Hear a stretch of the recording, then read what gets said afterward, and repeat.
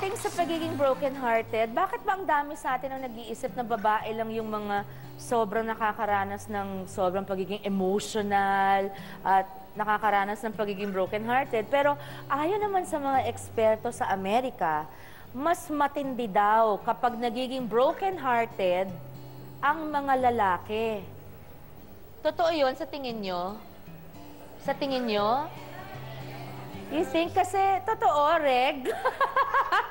Kasi mas may chance daw na umikli ang buhay ng isang lalaki kapag iniiwan or namamatayan ito ng girlfriend o ng asawa. Gusto ko kasi mauna ako kay Kiko eh. Narito pa ang isang patunay na boys do fall in love and they can fall really, really hard. Kasama natin ngayon ang lalaking nagtamkang kumitil ng kanyang sariling buhay sa ngalan ng pag-ibig, si Arvin Briones. Good afternoon. Please, umupo ka. Have a seat. Salamat, Arvin. Ayan, sige. Tamo. Ayan, cute si Arvin. Baka meron sa inyo may crush sa kanya. Yan, okay. Balikan natin yung araw na yon na kinuwento mo kanina sa VTR. Sige po. Hindi mo na kinaya. So, uminom ka ng lason. Ito ay mercury solution.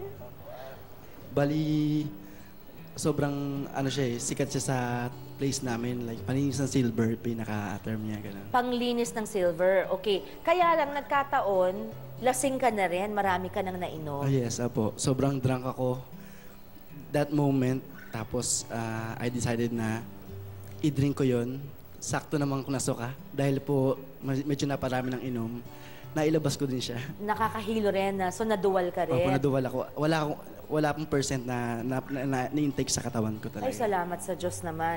Paano ngayon naiiba si Neds, itong babaeng dahilan ng iyong pagiging broken-hearted, no? Paano siya naiiba sa mga babaeng minahal mo? At bakit sobrang sakit sa'yo ang nangyari ng paghihiwalay niyo? Bali po, feeling ko parang perfect siya sa akin. Kumbaga, nagkakilala kami, lahat pinagkakasunduan namin, lahat ng activities, lahat halos na ginagawa ko kasama siya. Gaano kayo katagal together?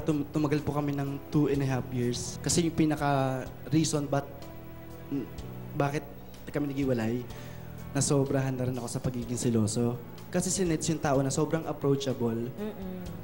Siyempre, approachable. Kahit, friendly, opo, oo. lalo sa office nila, yung mga taong lumalapit sa kanya. Alam ko namang friend niya, pero hindi ko maiwasan na hindi maging seloso.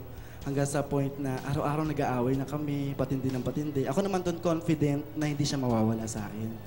Pero, yun na, isang araw nagbago na, as in, nung nawala siya, hindi ko na makontak, hindi ko na wala, any glimpse, wala talaga.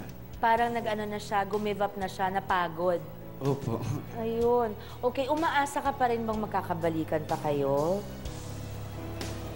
Kung alam niyang nagbago ka na at kasi iba talaga pag nawala sa'yo eh. Doon mo na-realize, di ba? Opo, pero masaya naman ako kung sakaling, kung hindi man maging kami, masaya ako kasi alam kong siya meron siyang natutunan sa akin eh. At kung sakaling makahanap siya ng lalaki para sa kanya, magiging masaya na rin ako. Kasi naging okay naman din ako sa nangyari. In a positive way po. Marami ako natutunan. Eto, may isang taong gustong magbigay ng mensahe na baka sana makatulong sa'yo sa iyong pag-move on. Panoorin natin. Sayang yung relasyon namin dalawa. Pero hoping sana nga ngayon, nakapag-move on na siya. Parang okay na din siya. Kasi ako, okay na din ako. Life has to move on. Kung nadapa ka man, kailangan ka tumayo at start a new beginning. So dapat ganun din siya. Kasi ako, maligaya na ako ngayon sa sitwasyon ko. Sana ganun din siya. Yan lang masasabi ko. Nagulat po ako. Oo nga. Anong masasabi mo sa nasabi ni Ned sa'yo?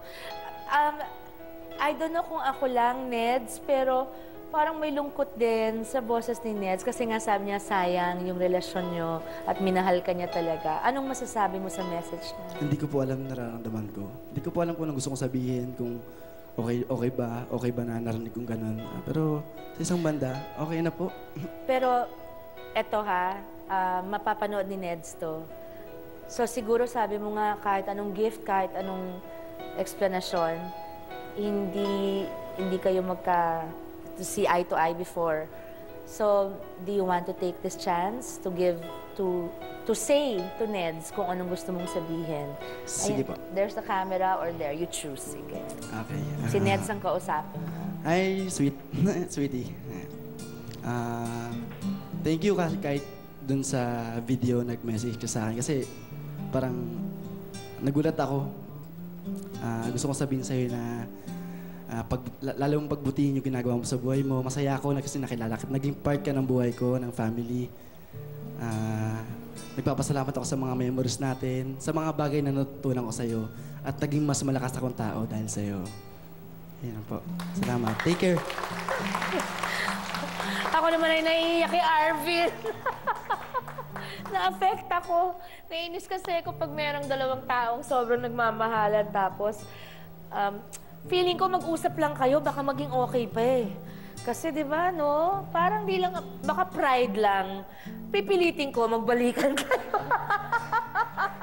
Grabe. Grabe.